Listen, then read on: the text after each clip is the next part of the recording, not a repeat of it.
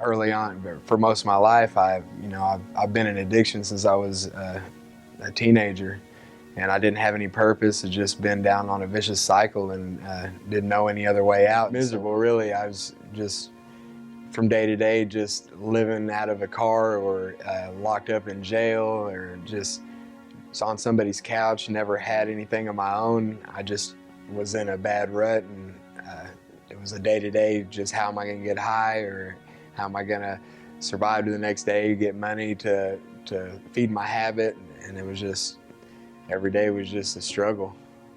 And I didn't know any way out. I thought that's what life was. I've been stuck in a vicious cycle for so long. Well, Seth was a good boy. He graduated school, and then I didn't know he was on drugs until he was getting busted all the time for meth. And he went to prison once, and I went to see him every visitation. Then he got out and got popped I don't know how many more times. And I got him out the last time. And I said, Seth, son, before I die, please get clean and sober.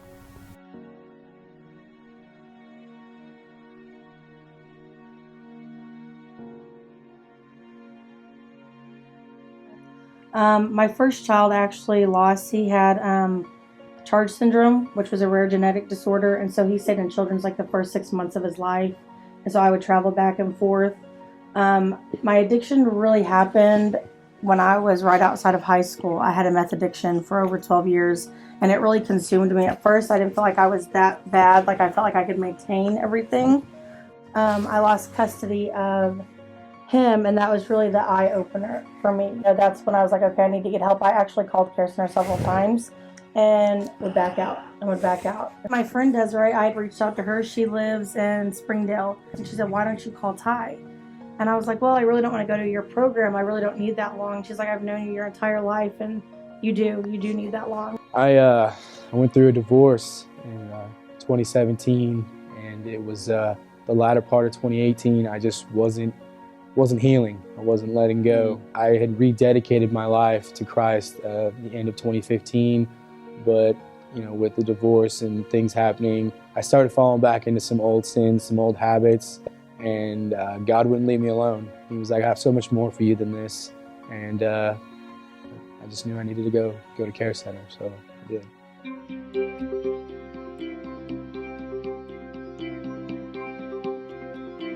I've grown in a lot of ways. I operated out of anger and was very selfish, I would say, and not a very patient person. And all these areas is ways that I've grown since I've been here, that the Lord's really worked on me. And that my heart for others now, instead of what I can get out of something, it's the joy that I get when I see that light come on in someone else and restoration in their life with their families. That's what it's all about. And that wasn't who I was before. I didn't have that genuine care for others. It was about me and what I wanted and what I could get out of it. And that's no longer me. I decided to go into leadership about I think they set me in at like 4 months into the program.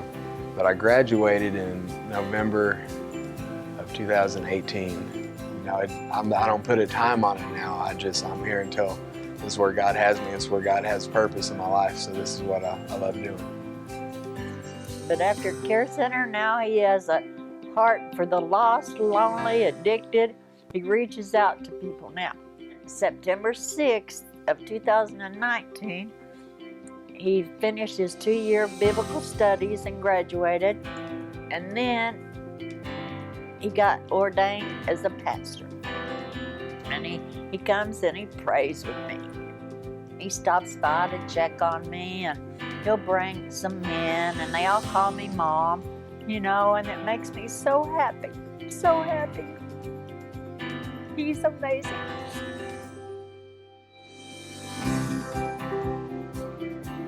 And then I graduated June of 2019, so I made it through the entire 1-year program.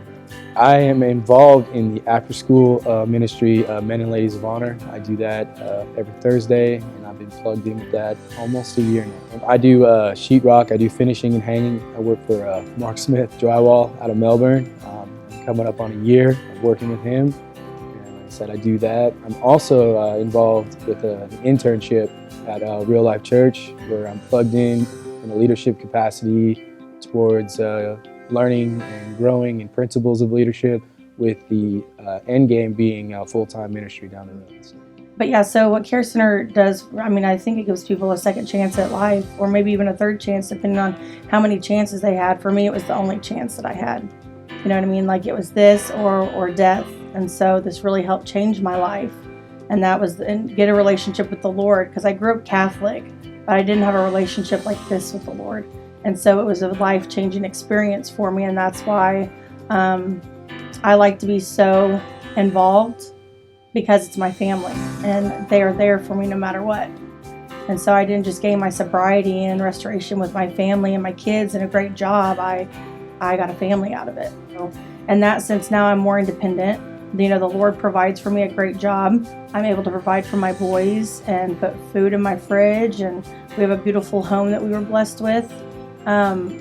Just a lot of blessings that only I get from the Lord, because He provides and I trust in Him. And so now I just get overwhelmed, even like when I'm brushing my teeth or I'm putting food in my fridge, that those are the things that the Lord provides for me. You know what I mean? That there's no need to worry about it, because whatever need that I have, He's going to make it happen. And so I'm just very blessed.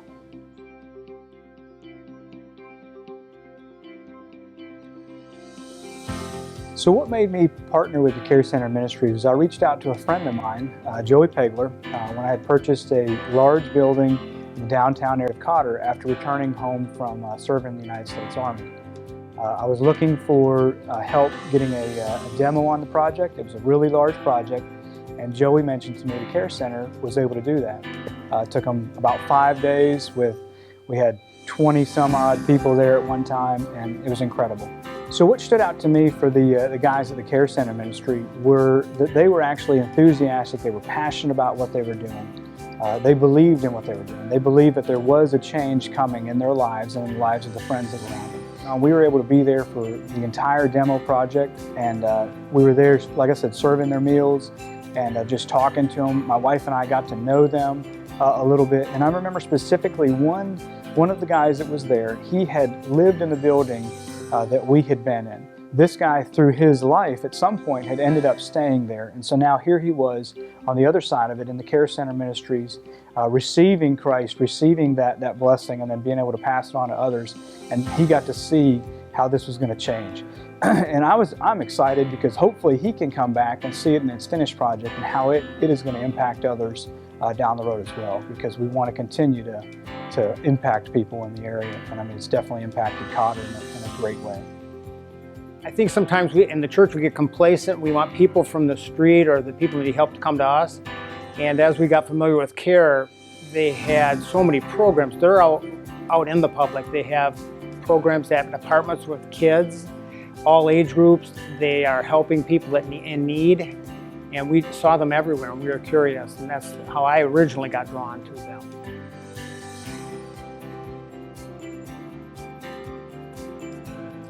Well, I was actually thinking about this morning, how we came to be at Care Center, and it was, of course, completely God. I remember several years ago praying and asking the Lord to show me where He was working so that I could be part of it.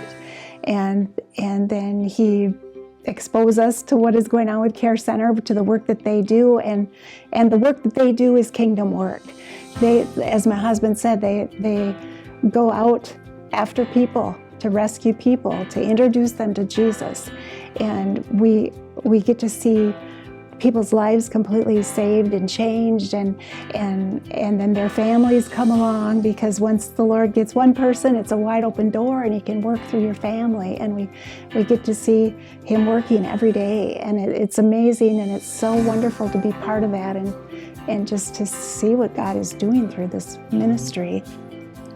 We had started a church here in Mountain Home around the same time Care Center started their ministry. And we began seeing signs around town. And one of our goals as a church is to partner with ministries in the community. And so that started our relationship with Care Center Ministry. I had a meeting with Pastor Ty, and God really kind of knitted our hearts together about helping the community. And so we just came together like that. For us at Real Life, we actually made Care Center Ministry part of our annual budget.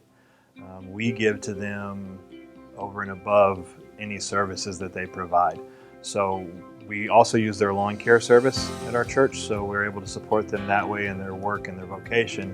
But also, just as a church, we've made that part of our annual giving. So we give them a percentage of our budget every year to help with their day-to-day and month-to-month expenses. In my history with Care Center, what I've seen them do is provide a service that was really lacking in our community as far as being able to help men and women with life-controlling needs. And so I've seen them give purpose to men and women that have felt for a long time that they didn't have a purpose. It wasn't just about an addiction, it was about recovery from that addiction and moving on to the next step of their life. I believe just that even for the court system, for people that come to us, to the church for needs, that there's an option, and it's an option that I'm confident in. I first heard about Care Center Ministries by word of mouth, followed up really quickly by seeing them on Facebook and also some of the projects that they were involved in within our community.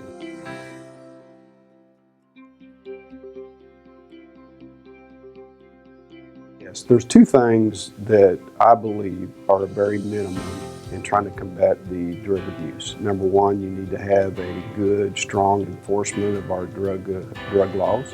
Number two, we need an intervention program, and that's to help get people off drugs and being productive people.